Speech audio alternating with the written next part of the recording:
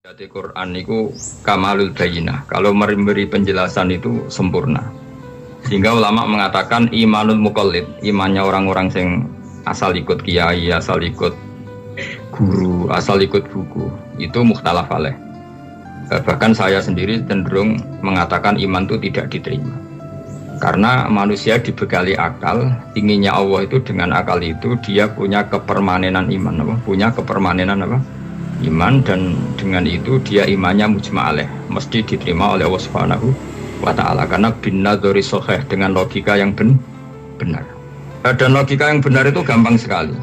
Beberapa ulama tentu tahu sekali, bukan sekedar tahu sekali karena itu diajarkan Allah dan Rasul. Misalnya begini, kata Allah, saya kalau baca ayat-ayat ini itu sering nangis karena Allah yang Tuhan itu sebenarnya tidak butuh kita. Saya ulang lagi, Allah yang Tuhan itu tidak butuh kita, juga tidak butuh iman kita. Tapi Allah ingin hambanya itu berakal ya, karena agama itu liqaumi yaqilun, sehingga berpikirnya benar.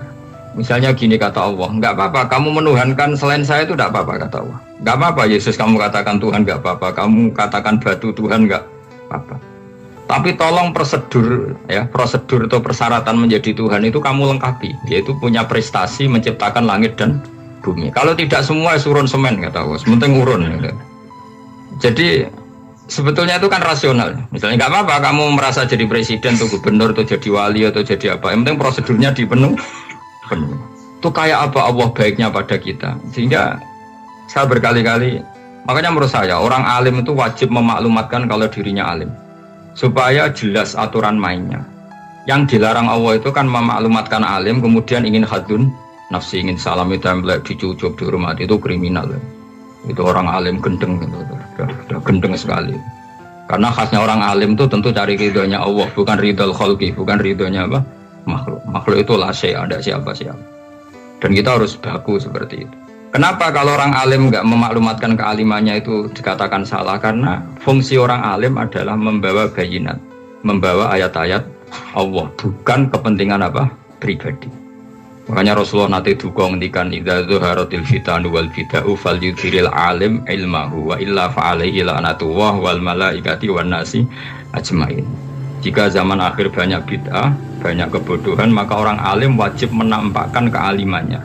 Jika tidak, maka dia mal'un, dilaknati langit dan bumi. Karena sebetulnya logika tentang Tuhan itu gampang sekali. Saya ulang lagi ya. Saya punya sekian contoh betapa tauhid itu mudah. Jadi kalau ada orang bilang ikhlas itu angel, Gus, ya dia sendiri goblok karena nggak tahu logika apa. Ikhlas itu justru gampang. Misalnya kamu ngamal demi manusia, manusia itu umurnya hanya berapa coba? Kan pasti mati. Lalu kalau dia mati tidak berkutik, bagaimana Anda bersandar sama seseorang yang mati dan tidak berkutik? Sama-sama bersandar sama zat sing al-hayyul qayyum, sama zat yang abadi. Kamu latih terus akal kamu. Misalnya saya punya jamaah banyak, mereka itu kan nggak jelas surganya. Kok harap-harap syafaatnya piye? Soalnya jamaah aku mudun rokok kabeh. Kan nggak mungkin nyafaati saya. Atau mereka mlebu swarga kabeh, wis do sibuk kelon mbek widadari. Mungkin ya ndak ngurusi saya. Jadi dua kemungkinan itu sama-sama ndak ngurusi saya. Mlebu rokok ya rasa nyafaati, kan mlebu swarga do sibuk napa? Ngeloni widadari karena trauma di bocah elek melarat macam-macam. Sehingga kiainya saja wis ora takok Gus mbak nang ndi ora takok. Seribet deh, no. Nah, tentu saya juga sibuk sowan pangeran, sudah itu makom saya sudah sibuk sowan pangeran. Kue pesta seks sing kula sowan pangeran. Swargami wayate pokoke inna ansa'ana gunna napa? Insya'a faja'alna gunna. Abkaro bar kelon dadi perawan neh berarti keloni berarti. Seribet. Kula insyaallah melok daftar sing fa'ama ingkana minal muqarrabin farauhu warehan. Jadi surganya muqarrabin itu enggak ada sifatnya. Di situ enggak dibakas bidadari makan-makan enggak, tapi farauhu warehan, satu surga yang sifatnya rohani. Karena enggak bisa disifati. Tapi saya daftar di situ ya hanya beberapa jam, baru itu gabung kon. Sawangane kok karo rasane wong ayu juga keberatan. Ya tapi saya tentu punya dua kelas, punya kartu premium dan ekonomi. Saya enggak tertarik lah daftar yang premium dok, nanti repot toh. Saya itu sering nangis kalau baca ayat seperti ini. Bagaimana Allah yang Tuhan kemudian enggak butuh apa-apa, tapi Allah saking baiknya itu membuat tatanan logika kita. Saya enggak akan bosan-bosan sampai sowan Allah. Bahkan andaikan saya masuk surga dengan faham ini, saya milih faham ini. Karena faham ini itu menguntungkan agama. Li'ilai kalimatillah. Sementara masuk surga itu hadun nafsi. Banyak ulama mengatakan, kenapa anda tidak ingin mati? Padahal anda mati masuk surga. Katanya, saya takut kehilangan momen sujud. Karena sujud adalah hak Allah. Sementara surga itu hadun nafsi. Keinginan saya. Tentu saya mendahulukan hak Allah ala hakin nafsi. Itu makam-makam yang... Dan itu nggak bisa... Kamu copy paste, orang yang pada kelasnya akan merasakan seperti itu. Dan kamu tidak perlu minat, malah paham. Jadi sudah, dengar saja, apa? Dengar saja. Begini misalnya, saya berkali-kali bilang, kenapa ulama dulu, saya ini kan di Sarang juga ngajar tauhid. Dulu saya ngajar kubrul yakiniyat. Di beberapa madrasah, termasuk di Sidogiri saya juga ngajar tauhid. Di sini saya ngajar tafsir, tapi yang saya titikkan juga tauhid. Begini, saya hidup di dunia ini, terutama saya memang ingin menerangkan tauhid, sebagaimana Allah menerangkan. Begini ya, Jubair bin Mut'im, saya tidak bosan-bosan cerita ini. Jubair bin Mut'im itu termasuk dahiyatul Arab, cerdas-cerdasnya orang Arab. Dia ditunjuk sebagai negosiator untuk membebaskan Asra Badrin, tawanan perang Badar yang kalah dan ditawan Rasulullah dan para sahabat. Kemudian harus ditebus dengan uang. Oke, disepakati. Terus singkat cerita, Jubair bin Mut'im itu datang ke Madinah. Dulu karena tidak ada hotel, tidak ada penginapan, ya memang nginepnya orang musyrik itu di masjid. Ya sehingga itu lazim saja. Kamu tidak usah jadi liberal kemudian bilang musyrik boleh di masjid. Ya tidak perlu seperti itu. Kamu juga gak perlu goblok mengatakan nggak ada ceritanya orang musyrik ngidam di masjid. Karena ya ada tarikhnya seperti itu. Jadi tidak perlu goblok, ya gak perlu liberal. Paham ya?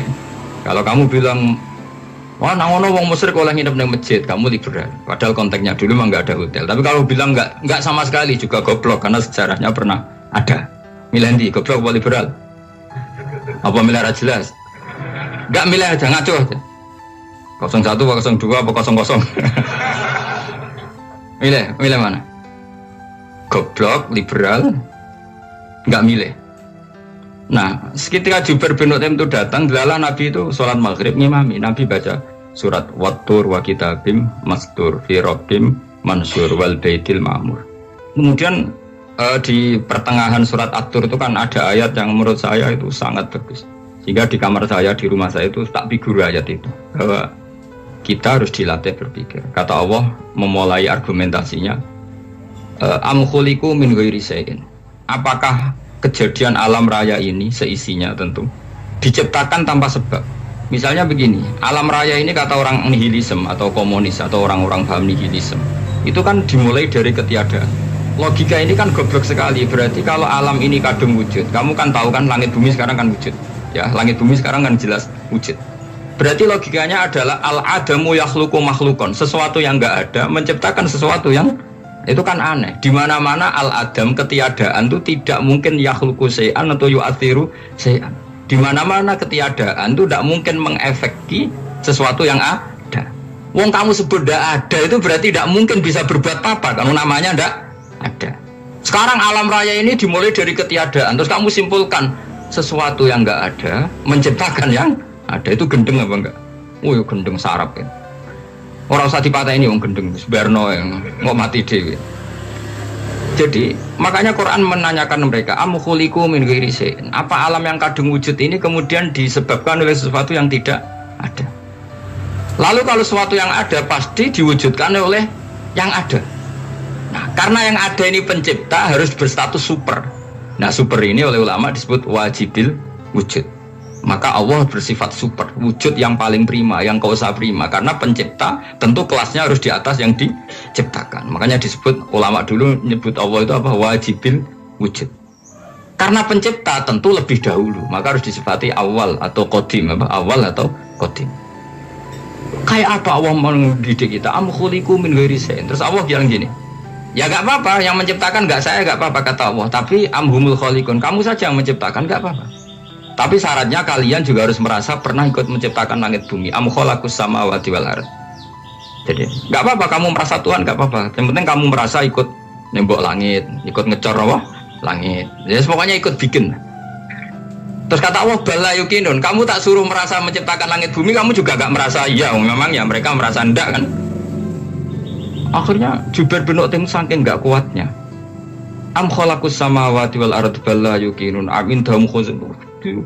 Sama Allah dibombardir seperti itu. Dia datangi Rasulullah, ya Muhammad, logika itu tidak meninggalkan akal saya. Matarok tali akli nasihan. Akal saya habis Muhammad. Saya iman saja. Saya tidak cukup punya logika untuk melawan argumentasi ayat yang kamu baca. Saya iman saja. Terus iman. Makanya kalau ada logika nihilisme bahwa sebelum alam ini adalah ketiadaan, lalu pertanyaannya bagaimana mungkin ketiadaan menciptakan yang ada? Di mana-mana ketiadaan itu la yu'atsiru syai'an wa la yakhluqu syai'an. Jenenge wae tiada. Tiada itu ya enggak ada fungsinya, ya enggak ada efeknya, enggak ada prestasinya.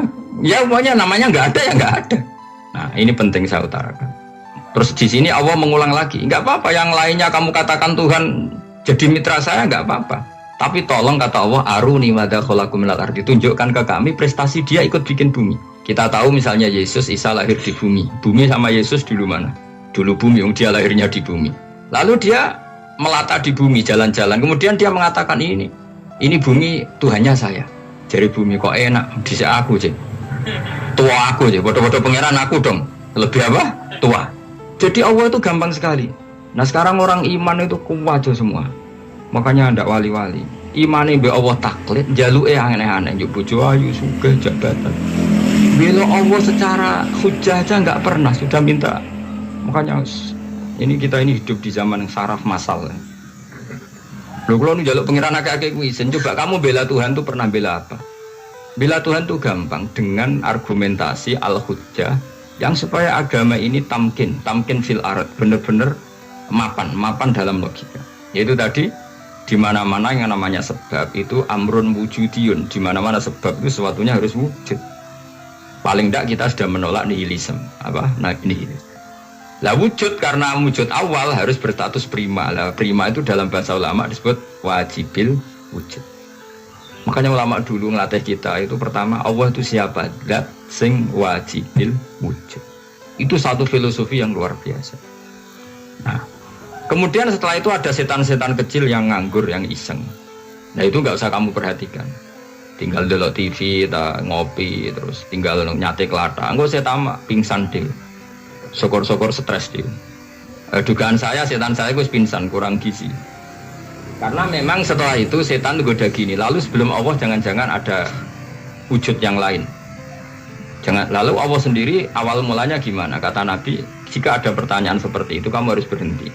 Tinggal delok TV atau tinggal ngejelok dangdutan. Ya kalau kepeksa ya apa-apa, kelasem aja. Saya ada menghalalkan tapi kan sudah kamu lakukan. Karena itu lebih baik ketimbang pertanyaan filsafat. Banyak orang yang dulu sholat ketika sekolah filsafat tidak sholat. Alasannya sampai menemukan jati diri itu Tuhan.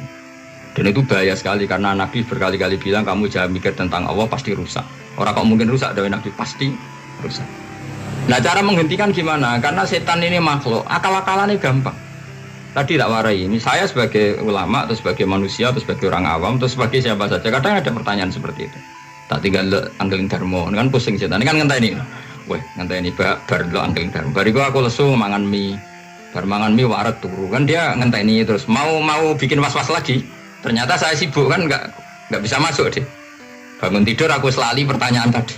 Dinteni.